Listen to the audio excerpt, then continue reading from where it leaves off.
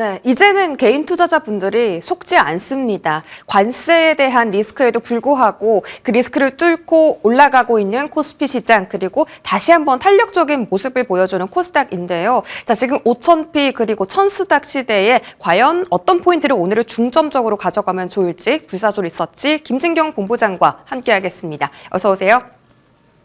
네, 본부장님 반갑습니다. 자, 이제 트럼프 관세에 시장이 속지 않습니다. 내성이 생긴 증시라고 주제를 달아봤고요. 첫 번째로 저희 체크해볼 섹터는 반도체입니다.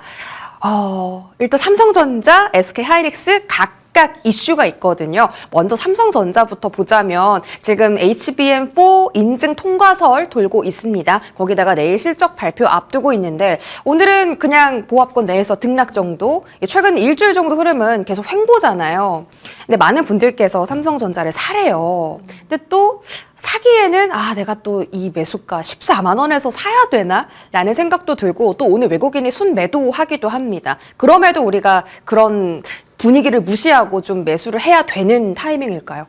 네, 결론부터 말씀드린다면 이제 삼성전자의 경우는 조금 분할적으로는 이제 접근이 가능하다라고 좀 말씀을 드리도록 하겠습니다. 사실 이제 삼성전자로 이제 접근을 할 때는 이 관점을 좀 단기적인 관점보다 좀 중기적인 관점을 두고 접근하신 전략이 필요하다라고 생각을 하고 있고요. 여전히 이제 AI 이슈가 좀 지속되고 있고 또 반도체에 대해서 많이 좀 필요로 하고 있지만 계속적으로 공급 부족에 대한 이슈들이 불거지고 있습니다. 또 메모리 가격의 상승 이런 부분들을 고려를 해보게 된다면은 올해 그리고 내년도에도 충분히 이 반도체 업황에 따른 어떤 수익성 그런 부분들이 더욱더 불거지지 않을까라고 좀 볼 수 있을 것 같고요. 특히나 이제 삼성전자가 이번 이제 HBM4 관련 이슈를 통해서 더욱더 또 모멘텀이 새롭게 부각이 되지 않을까라고 좀 볼 수 있을 것 같은데요. 일단 지금의 경우는 이제 그동안에 올라와서 반도체보다도 또 이제 시선들이 코스닥 시장 쪽이라든지 아니면 상대적으로 더 올랐던 업종이라든지 이쪽으로 좀 이동이 되다 보니까는 반도체 주들이 좀 소폭 쉬어가는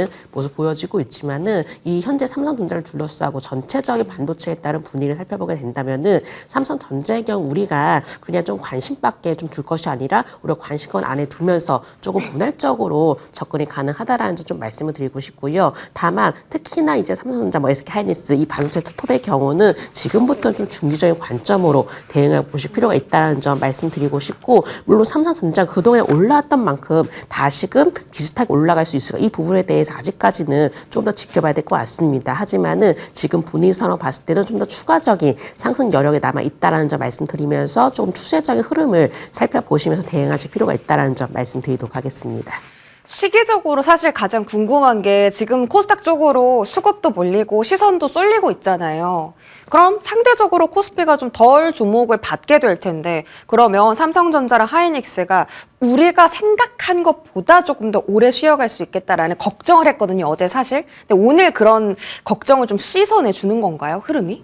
네, 이제 흐름을 보시면은 사실 어제 SK 하이닉스도 좀 소폭 하락하는 모습 보였거든요. 근데 언제 그랬냐는 듯이 오늘 또 다시 한번 좀 반등을 하는 모습을 보여지고 있습니다. 그러니까 반도체의 여팡 그리고 특히나 삼성전자라든지 SK 하이닉스의 경우는 우려감보다도 오히려 좀 주가가 횡보세를 보여지고 있지만 크게 무너뜨리지 않는다라는 점에도 주목을 해보실 필요가 있으실 것 같고요. 특히나 지금 이제 오늘 이제 관세에 대해서 우려감이 다시 한번 제기가 되긴 했지만은 이 관세에 대해서는 크게 흔들리지 않는 모습 보여지고 있거든요. 그렇기 때문에 제가 앞서 말씀드렸던 것처럼 단기적으로 봤을 때는 이 코스닥 쪽으로 좀 이동이 되고 있고 또 업종 자체가 또 수급이 이동이 되는 모습을 보여지고 있기 때문에 이 단기적으로 물론 다시 한번 강세를 보이거나 다시 한번 추세적인 상승 흐름이 이어진다든지 그런 부분에 대해서는 아직까지는 확실치 않지만은 현재 전체적인 업황 분위기로 봤을 때는 충분히 중기적으로는 우리가 대응해 볼 수 있겠다는 점을 좀 말씀을 드리도록 하겠습니다.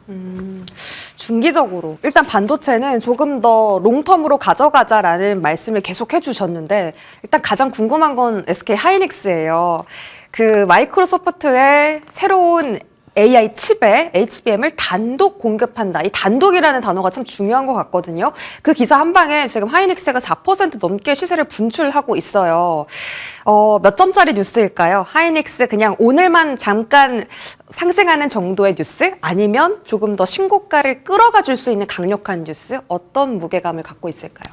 네, 사실 이제 단기적으로 봤을 때 이제 단독 공급 이 부분이 굉장히 중요한 키워드가 좀 되는 것 같거든요. 그래서 물론 이 관련된 뉴스로 인해서 오늘 좀 강한 상승으로 보여지고 있지만은 이 SK 하이닉스의 단독 공급 소식 그리고 사실 이제 구글 TPU 쪽에 대해서 이제 삼성전자 더 많이 공급을 하고 있습니다. 그렇기 때문에 아무래도 더욱더 경쟁이 좀 더 치열해지지 않을까라고 생각을 해봐야 될 것 같고요. 특히나 이제 국내 주요 기업들에게는 오히려 경쟁이 치열해질수록 좀 더 큰 모멘텀이 생겨나지 않을까라고 생각을 해볼 수 있을 것 같은데 왜냐하면은 계속적으로 이 HBM 용량이 좀 늘어나고 있는 상황이고 더 많은 HBM에 대한 어떤 필요성을 많이 요구를 하고 있는 상황이기 때문에 이 삼성전자나 SK 하이닉스든 충분한 기대감이 형성될 것으로 좀 보여지고 있습니다. 물론 SK 하이닉스가 오늘자 이와 관련된 뉴스로 주가가 단기적인 상승 흐름 보여지고 있지만은 현재 구조적으로 봤을 때는 충분히 추가적인 상승 가능성이 높지 않을까라고 생각을 해볼 수가 있을 것 같고요. SK 하이닉스도 마찬가지로 오히려 우리가 분할적으로 접근해 보시는 전략도 필요하다라고 생각을 하거든요.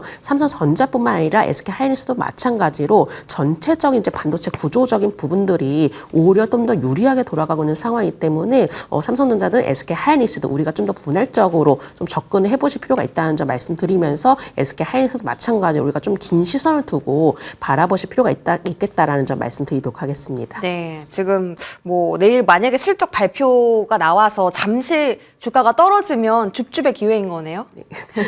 그러면 하이닉스 오늘 또 CT 목표가 140만 원 나왔거든요. 역대 최고인 것 같습니다. 가능할까요?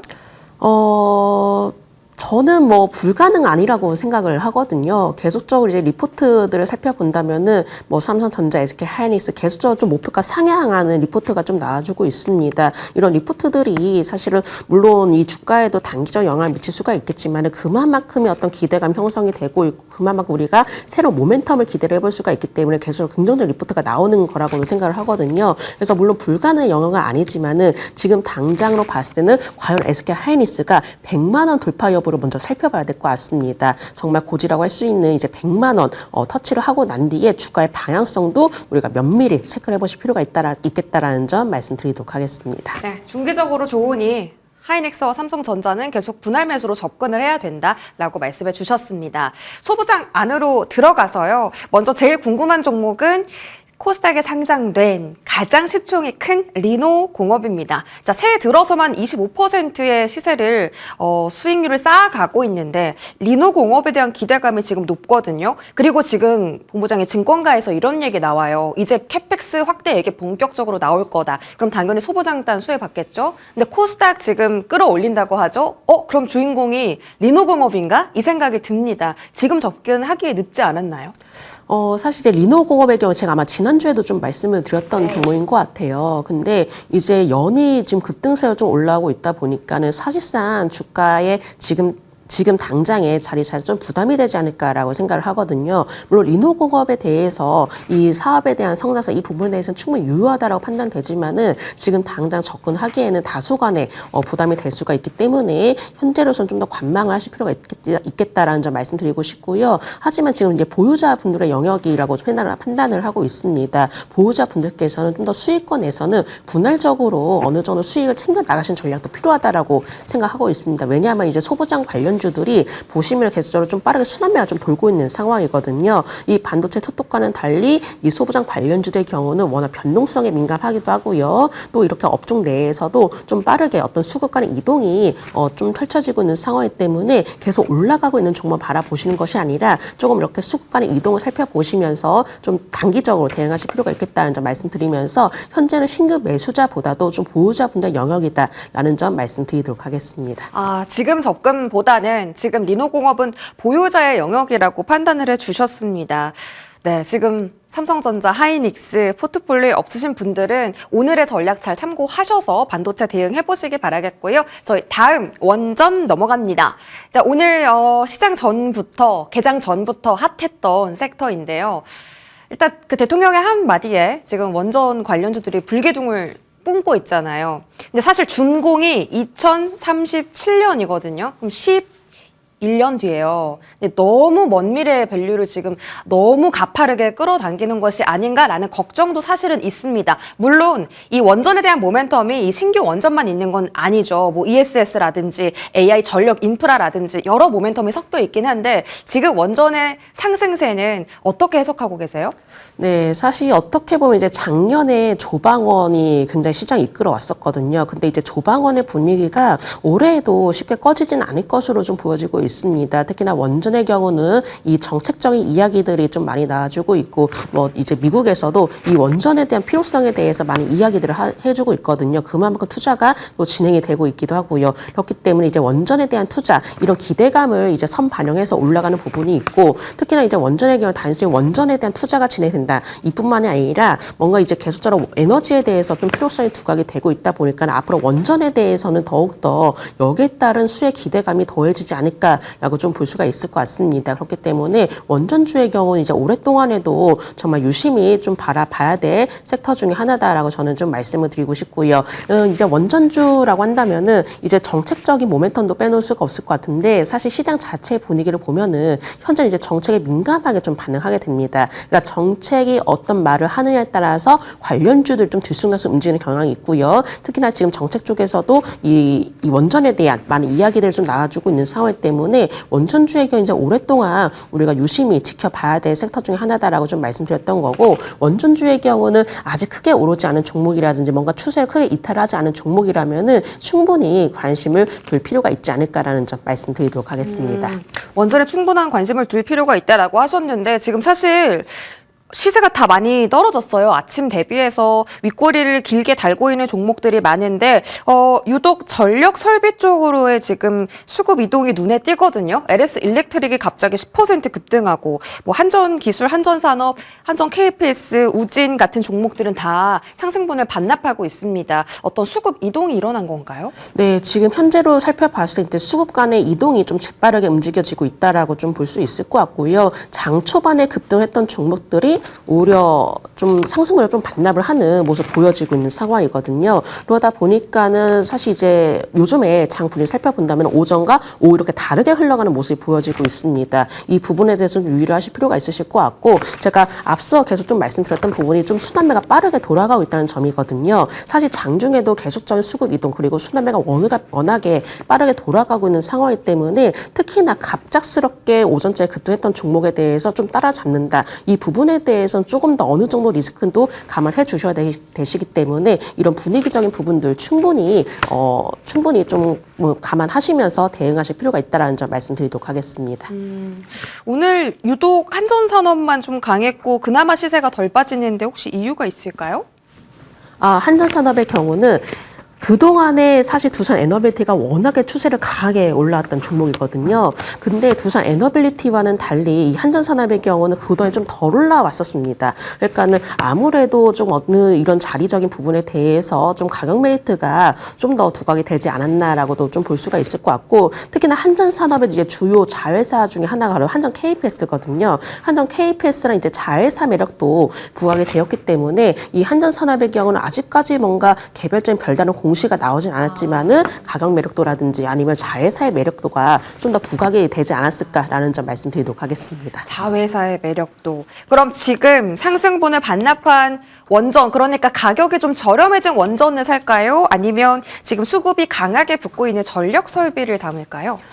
정말 이 부분이 어떻게 보면 투자 성향에 따라서 달리 대응해 주셔야 되실 것 같거든요. 조금은 이렇게 중기적으로 좀 대응하신다면은 뭐 두산 에너빌리티라든지 현대건설이라든지 이렇게 추세를 계속 타고는 종목들에 대해서 관심 두시는 게 필요하실 것 같고요. 좀 단기적으로 대응하신다면은 아직까지 덜 오른 원전주라든지 아니면 전력 설비 쪽으로 관심 두시는 게 필요하실 것 같습니다. 뭔가 수급적인 부분들이 좀 단기적으로 계속 이동하는 쪽이 바로 가격 메리트가 높은 종목도 이동이 되고 있는 부분이거든요. 그래서 단기적으로 대응하신다면은 이런 부분들 좀 참고를 해주시면 좋지 않을까라는 점 말씀드리겠습니다.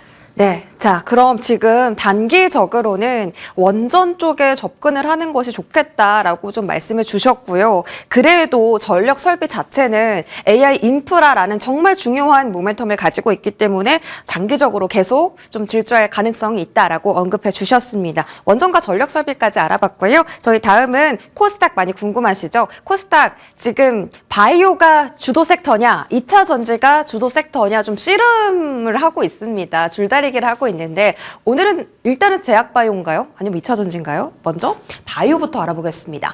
관세 딱히 영향이 없는 걸까요? 지금 시장 상황을 봤을 때는요.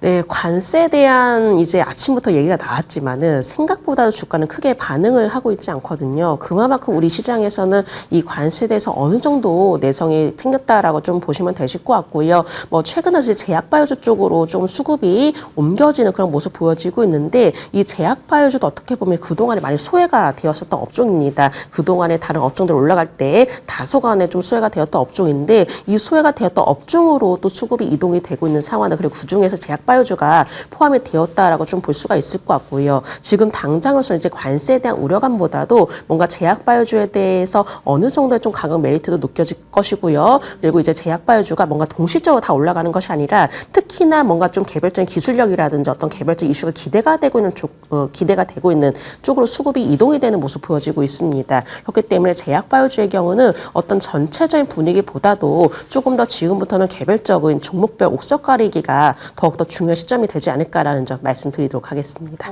종목별 옥석 가리기가 중요하다라고 하셨고 개별 이슈 있는 종목 저희가 HLB하고 코어롱 티슈 지금 궁금하거든요. 근데 이들 종목군들도 지금 시가총액 상위 안에 들어가 있습니다. 과연 코스닥 랠리의 수혜를 받을 수 있을 것인가? HLB는 가남신약 FD 재신청 소식이 있었고 인보사는 우리가 생각한 것보다 그 인보사의 가격 단가가 높게 책정될 수 있다라는 호재가 있거든요. 이 두 종목 어떻게 판단하세요? 네, 지금 사실 어떻게 보면 이제 기대감을 상당 부분 반영하고 주가가 강한 상승으로 보여지고 있거든요. 그렇기 때문에 이런 부분들에 대해서는 이렇게 이슈를 가지고 단기적으로 시세를 형성할 가능성이 높을 것 같습니다. 왜냐하면은 지금 현재 전체적인 부분이 이 이슈라든지 어떤 정책적인 얘기들 이렇게 민감하게 반응하는 경우가 있기 때문에 이렇게 이슈가 불거지게 된다면 단기적으로 좀 더 시세가 형성되지 않을까라고 생각을 하고 있고요. 근데 다만 HLB라든지 이제 뭐 코론 티슈진이라든지 물론 이슈라든지 기대감을 가지고 있지만은 상당 부분 주가가 올라온 상황이기 때문에 오히려 접근하시게 된다면은 좀 기술적인 흐름을 이용해서 트레이딩 관점으로는 현재 유효하다라는 점 말씀드리도록 하겠습니다. 단기로만 접근하자라고 하셨습니다. 자, 그러면 지금 가장 제약바이오 안에서 좋게 보시는 종목이 어떤 쪽이에요?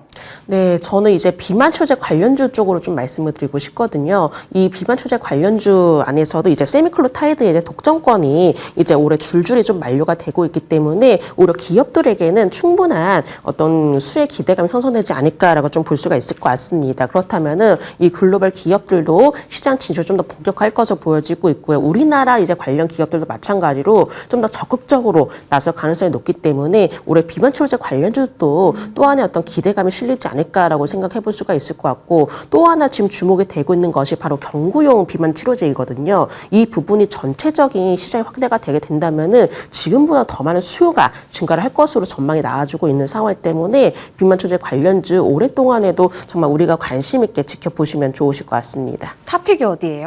탑픽의 경우는 지금 이제 D&D 파마텍으로 좀 말씀을 드리고 싶거든요. 그동안에 이제 비만 초제 관련주 안에서도 굉장히 또 두각을 나타냈던 종목이고요. 워낙 좀 대장주적 역할을 했는 종목이기 때문에 지금 이 탑픽 종목은 D&D 파마텍으로 말씀드리겠습니다. 네, 알겠습니다. 비만 치료제 힌트 얻어봤고 에코프로 형제들 궁금한데요. 지금 기관이 코스피 코스닥 전체 통틀어서 제일 많이 사는 종목이 에코프로 BM이고요. 그 다음으로 많이 사는 종목이 에코프로입니다. 이들 시장 전에는 지지부진할 것으로 보였는데 지금은 시세가 좀 많이 세요. 양전하고 나서 고점을 터치했습니다. 자, 이들 지금 따라가야 될까요? 네, 일단 뭐 코스닥 이제 천스닥 시대가 열리고 그러다 보니까는 이 코스닥 시장 내에서 시가총액 상위 종목들에 대해서도 많은 관심이 몰려지고 있는 것 같습니다. 그 안에서 이제 에코프로 그룹주도 포함이 되어 있다라고 보시면 되실 것 같은데 이런 분위기 속에서도 에코프로 그룹주는 충분한 어느 정도 이제 시장의 분위기를 반영해 나가지 않을까라고 생각을 해볼 수가 있을 것 같고요. 특히나 요즘 2차 전지 관련주들이 이 어떤 어떤 ESS 쪽이라든지 전기차라든지 이런 모멘텀보다도 특히나 로봇에 대한 모멘텀이 커지고 있습니다. 이 로봇주가 이제 쉬어가는 상황에서도 우리가 반대로 2차 전지 쪽으로의 어떤 수혜 기대감이 형성이 되고 있고요. 특히나 이 안에서 이제 에코프로의 이제 그룹주들이 어떤 기대감이 로봇 산업과 연결이 되어 있는 기대감이 형성이 되어 있는 상황이기 때문에 에코프로 그룹주의 경우는 우리가 조정 시대에 관심을 가질 필요가 있겠다는 점 말씀드리고 2차 전지 관련주도 마찬가지로 많이 이제 소외가 되었던 종목이었죠. 앞서 계속 말씀드리고 있지만은 지금 소외가 되고 있는 업종으로 이동이 되고 있는 모습들 이런 분위기로 좀 생각을 해봤을 때는 에코프로 그룹주의 경우는 조정이 나올 때마다 관심을 가져볼 필요가 있겠다라는 점 말씀드리겠습니다. 조정이 나올 때마다 관심을 갖자. 김준경 부부장님 그 언어로는 좀 많이 긍정적으로 해석을 해주신 것 같습니다. 알겠습니다. 자, 마지막으로 저희 스테이블 코인하고 통신 장비 빠르게 한번 볼게요. 스테이블 코인은 저희 어제도 했었는데 사실 단기적으로 보세요라는 말씀을 해주셨거든요. 근데 단기로 보기에는 시세가 너무 강합니다. 거기다 정책 이슈가 붙었잖아요. 좀 더 봐야 될까요? 네, 지금 보면 이제 올라가는 종목이 계속 올라가는 장세이고 이슈가 불거지면 불거질수록 더욱더 좀 자극적이게 주가가 좀 올라가고 있는 상황이죠. 그렇기 때문에 이 스테이블 코인 관련주도 이런 분위기를 반영하고 있기 때문에 단기적으로는 조금 더 관심이 더욱더 이어지지 않을까라고 볼 수 있을 것 같고요. 근데 다만 스테이블 코인 관련주도 어제부터 갑작스럽게 주가가 급등했었고 오늘도 마찬가지로 시장에서 워낙 주목이 되고 있는 상황 때문에 어떻게 보면 좀 진입하실 때는 다소 부담이 될 수는 있을 것 같습니다. 그래서 스테이블코인 관련주의 경우는 물론 일시적인 테마주로서의 역할을 할 수도 있겠지만은 지금 분위기에서 봤을 때 추가 상승 가능성이 있다고 생각 들거든요. 근데 다만 이 관련주에서는 이제 우리가 중기적으로 끌고 가시는 것보다도 좀 짧게 트레이딩 관점으로는 현재 대응하실 필요가 있겠다라는 점 말씀드리겠습니다. 네, 스테이블코인은 딱 짧게 대응하자라고 말씀해 주셨는데 저희 계속 팔로우업 해드릴게요. 불사조 리서치 김준경 본부장과 함께 하셨습니다. 고맙습니다.